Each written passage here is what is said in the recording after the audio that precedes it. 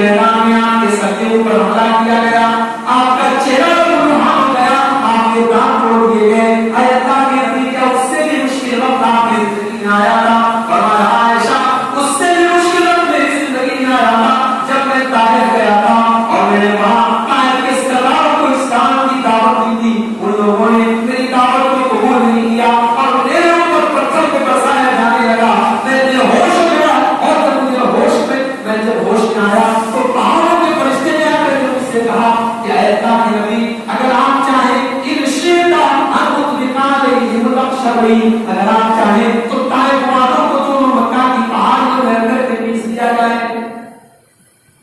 طائف والوں نے پتھر برسایا، عنوان کیا آپ کو، نبی بدلہ لے سکتے تھے، نبی انتقام لے سکتے تھے، پہاڑوں کے فرشتے نے کہا رہتا کہ نبی بس آپ حکم دیتے ہیں ان بقالیہم الاخشبین، ان کو دونوں پہاڑوں پر رہ کر کے پیس دیا جائے۔ اللہ کے پیارے نبی نے فرمایا محمد انتقام لینے کے لیے، میں بدلہ لینے کے لیے نہیں آیا ہوں، یہ ایمان نہیں لاتے ٹھیک ہے نہ لائیں، بل ارجو ان یخرج اللہ من اصحابہ من یعبد اللہ وحدہ لا شریک لہ، اگر یہ ایمان نہیں لاتے مجھے امید ہے کہ ان کی آنے والی نسلیں ایمان لائیں گی اور لا الہ الا اللہ کے اوپر ایمان لائیں گی، اور دنیا نے دیکھا کہ اسی طائف اس کا زمین سے بہت بڑے بڑے صحابہ پیدا ہوئے اور پورا کا پورا طائف مسلمان ہو گیا۔ اور آج سعودی عرب جب لوگ عمرہ کرنے جاتے ہیں اور سفر پہ جاتے ہیں تو طائف کے علاقے میں خاص طور پہ جاتے ہیں، بڑا خوبصورت علاقہ ہے میرے پیارے ساتھیوں، اللہ تبارک و تعالیٰ اس پورے علاقے کو ایمان بہت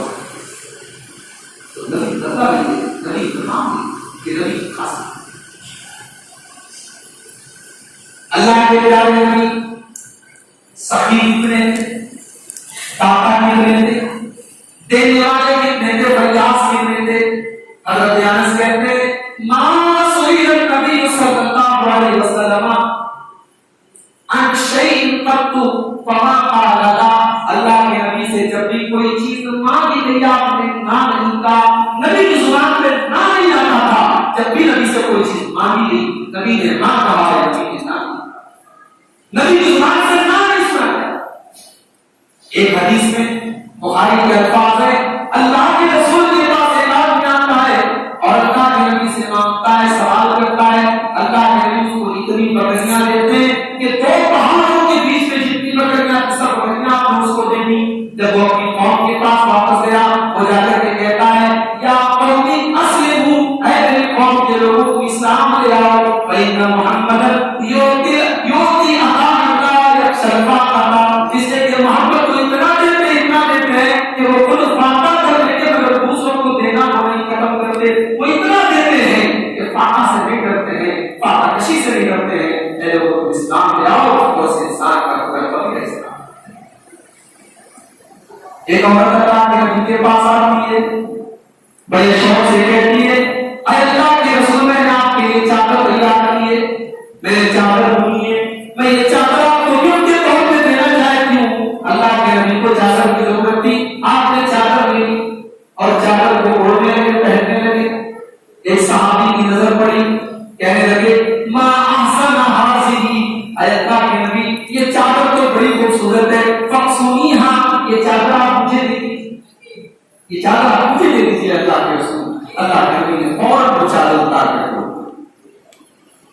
صحابہ نے کہا اس صحابی سے کہ ماں سمتا تم نے اچھا کام نہیں کیا، تم جانتے تھے کہ اللہ کے رسول کو چادر کی ضرورت ہے اور پھر بھی تم نے نبی سے وہ چادر مانگی، تم کو پتا ہے کہ اللہ کے نبی تو نہ نہیں کریں گے، اللہ کے نبی کو انکار نہیں کریں گے، پھر بھی تم نے ان سے وہ چادر مانگی، تم کو معلوم ہے تبھی تم نے مانگی۔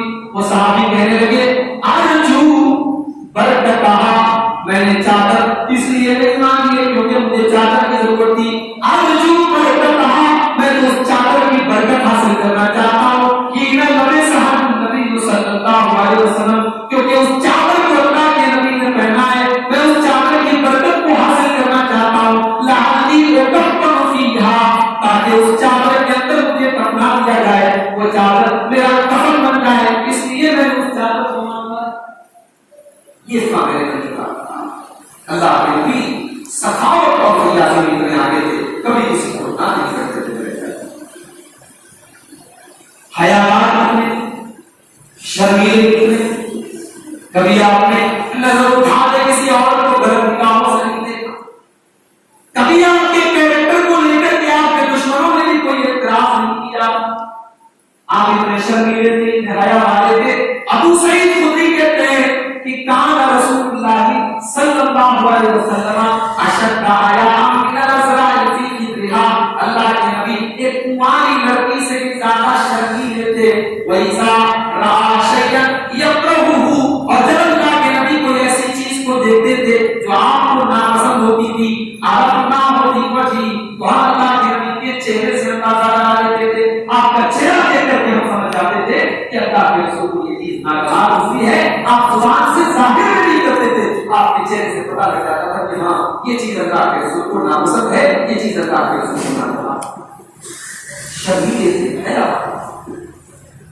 پاک تھے آپ، لیکن ہاں آپ نے دنیا کے جھوٹے اور مکار لوگوں کی طرح آپ نے اپنی زندگی کو پیش نہیں کیا. بہت سارے جھوٹے اور مکار لوگ یہ کہتے صاحب ہم تو اللہ تک پہنچنا چاہتے ہیں، ہم شادی نہیں کریں گے، ہماری زندگی میں عورت نہیں آئے گی، ہم عورت سے دور رہیں گے اور ہم اللہ والے بنیں گے. میرے نبی نے شادی کر کے رشتے ازدواج میں اپنے آپ کو باندھ کر اور نو بیویوں کا حق ادا کر کے دنیا کو یہ فیصلہ کیا کہ اللہ والا وہ نہیں ہے جو عورت سے دور رہے، جو شادی نہ کرے اور جو دنیا سے کٹ کے چلا جائے.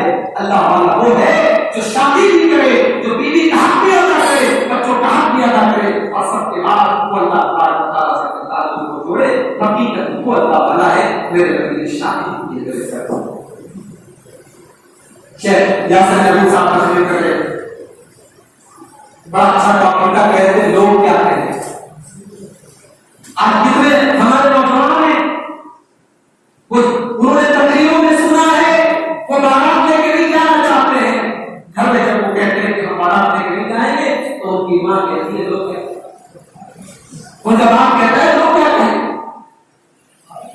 وہ جہیز نہیں لینا چاہتے ہیں، ان کے گھر والے کہتے صاحب لوگ کیا کہیں گے. آج کتنی رسمیں ہیں اور کتنے غلط رواج ہیں جن کو ہم توڑ نہیں پا رہے ہیں صرف اس لیے کہ لوگ کیا کہیں. میرے نبی سیرت کا تحریر میرے نبی نے ہر غلط رسم کو توڑا. جانتے ہو ایک بڑا عجیب و غریب واقعہ ہے اللہ کے رسول. ایک بڑی خطرناک رسم تھی اس زمانے میں کہ اگر کوئی کسی لڑکے کو گود لے لیتا تھا تو اس کا سگا بیٹا مانا جاتا تھا. اس کا سگا بیٹا مانا جاتا تھا. اگر کسی نے کسی کو گود لے لیا اور اس لڑکے کی شادی ہو گئی تو وہ اس کی بہو مانی جاتی تھی. صاحب یہ اس کے بیٹے کی بیوی اس کی بہو. اللہ کے رسول نے حضرت زید کو گود لی. حضرت زید اللہ کے نبی کے گھر میں رہنے لگے، بڑے بڑے جوان ہوئے اور لوگ بھی اللہ کے رسول کا بیٹا ان کو کہنے لگے، زید بن محمد کہنے لگے. یہ زید کون تھے؟ یہ تھے تو اچھے خاندان، مگر ان کو ڈاکوؤں نے پکڑ کر کے غلام کی حیثیت سے بیچ دیا. یہ مکہ میں غلام بن کر کے آئے تھے. یہ تھے تو آسان مگر غلام بن کر کے آئے تھے تو ان کی کوئی حیثیت نہیں تھی. اور جب حضرت زید کی شادی کا مسئلہ آیا اللہ کے نبی نے کہا کہ اے زید ہم تمہاری شادی اچھے خاندان میں کریں. اللہ کے رسول نے اپنی پھوپھی کی لڑکی، اپنی پھوپھی کی بیٹی حضرت زینب بنت جہش سے رشتہ بھیجا حضرت زید کا کہ زید سے تم نکاح. حضرت زینب تیار ہوئی، ان کے گھر والے تیار ہوئے، کیونکہ اس زمانے میں غلام کی حیثیت اور آزاد کی حیثیت میں بہت فرق تھا. حضرت زینب کے گھر والے تیار نہیں تھے، لیکن پھر بھی جب نبی نے بہت ضد کی اور نبی نے پریشر ڈالا اور اس کے بعد قرآن کی آیت بھی نازل ہو گئی کہ جب اللہ اس کے رسول کو حکم دے دیں تو پھر اس کے آگے سب جھکا دینا چاہیے. حضرت زینب تیار ہو گئی اور زید اور زینب کا نکاح. لیکن یہ شادی زیادہ لمبی چل رہی ہے. 1 سال کا ٹائم گزرا، میاں بیوی میں انبن ہونے لگی اور اس کے بعد حضرت زید نے حضرت زینب کو طلاق دی. اب جب انہوں نے طلاق دیا اللہ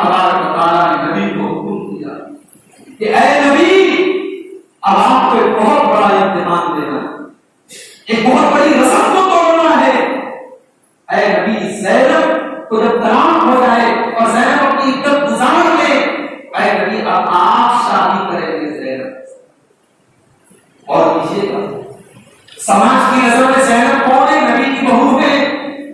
نبی نے جس لڑکے کو گود لیا ہے اس کی بیوی ہے، اس کی مطلقہ بیوی ہے، اور اللہ حکم کیا دے رہا ہے کہ اے نبی آپ زینب سے نکاح کریں. تھوڑی دیر کے لیے اللہ کے نبی کو بھی ڈر لگا، تھوڑی دیر کے لیے اللہ کے رسول کو بھی ڈر لگا کہ لوگ کیا کہیں گے. اللہ نے قرآن کی آیت نازل کی، یا ایھا النبی اتق اللہ ولا تطع الکافرین والمنافقین ان اللہ کان علیما حکیما. اے نبی کافروں سے مت ڈرو، منافقوں سے مت ڈرو، اللہ سے ڈرو. جب اللہ کا حکم ہے تو تم زینب سے نکاح کر دو. نبی نے نکاح کر دیا. اب چاروں طرف سے نبی کے اوپر حملہ ہو گیا. منافق الگ حملہ کرنے لگے، یہودی الگ حملہ کرنے لگے. کیا ہے؟ انہوں نے تو اپنی بہو سے نکاح کیا. تین اعتراض کیا جاتا ہے. پہلا اعتراض آپ نے اپنی بہو سے نکاح کر لیا. دوسرا اعتراض کہ چلو بھائی اگر آپ نے نکاح کر ہی دیا، چلو اگر اللہ تعالیٰ کی طرف سے اجازت دے دی گئی تھی، رسم کو توڑا گیا تھا، تو اللہ کے نبی خود نہ کرتے، کسی اور کا نکاح کرا دیتے، آپ نے کیوں نکاح کیا؟ اور تیسرا اعتراض یہ کیا گیا کہ سارے مسلمانوں کو 4 شادی کرنے کی اجازت ہے، اور جب حضرت زینب سے اللہ کے رسول کا نکاح ہوا تو آلریڈی آپ کی 4 بیویاں تھیں، حضرت زینب آپ کی 5ویں بیوی تھی، تو اعتراض کیا ہے کہ آپ نے 5واں نکاح کیا.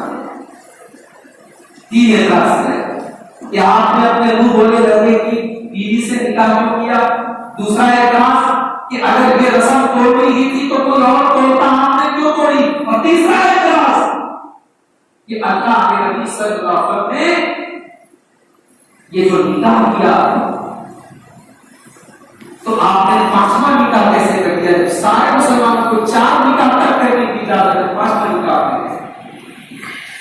اللہ نے تینوں سوال کا جواب قرآن کی آیت نازل کی. ما کان محمد ابا احد من الرجال ولکن رسول اللہ وخاتم النبیین. اے لوگوں، محمد کسی مرد کے باپ نہیں ہے، محمد کی اولاد میں کوئی مرد نہیں ہے، ان کی تو ساری کی ساری بیٹیاں ہیں. جب آپ کسی مرد کے باپ نہیں ہیں تو آپ کی بہو کہاں سے آ گئی؟ جب آپ کسی اولاد نگینا کے کسی مرد کے آپ باپ نہیں ہیں، آپ کے جو بھی بچے پیدا ہوئے، جو لڑکے آپ کے پیدا ہوئے، وہ سب بچپن ہی میں انتقال کر گئے. جب آپ کی اولاد میں کوئی مرد نہیں ہے تو تم یہ اعتراض کیوں کرتے ہو کہ آپ نے اپنی بہو سے نکاح کیا، اور تم یہ کہتے ہو کہ نبی نے 5واں نکاح کیوں کر لیا. وَلَٰكِن رَسُولَ اللَّهِ، وہ تو اللہ کے رسول ہیں، وہ تو اللہ کے حکم پر چلتے ہیں. اگر اللہ نے حکم دیا اور اللہ کی اجازت دی تو نبی 5واں نکاح بھی کر سکتے ہیں، انہیں کوئی اعتراض کرنے کا حق نہیں ہے. اور تم یہ کہتے ہو کہ یہ رسول اللہ کے نبی نے کیوں توڑی. وَخَاتَمَ النَّبِيِّينَ، وہ تو آخری نبی ہے اور آپ کے بعد دنیا میں کوئی نبی آنے والا نہیں ہے. اگر آپ اس رسم کو نہیں توڑیں گے تو کون توڑے گا؟ اس رسم کو آپ ہی کو توڑنا ہے، اور آپ نے توڑ کر کے دنیا کو بتا دیا کہ رسم سے بڑھ کر کے اسلام ہوتا ہے، رسم سے بڑھ کر کے دین ہوتا ہے. جہاں رسم و رواج اسلام سے ٹکرانے لگے وہاں اسلام کو ترجیح دو، رسم و رواج کو توڑو. تو میرے نبی نے کبھی اس بات کی پرواہ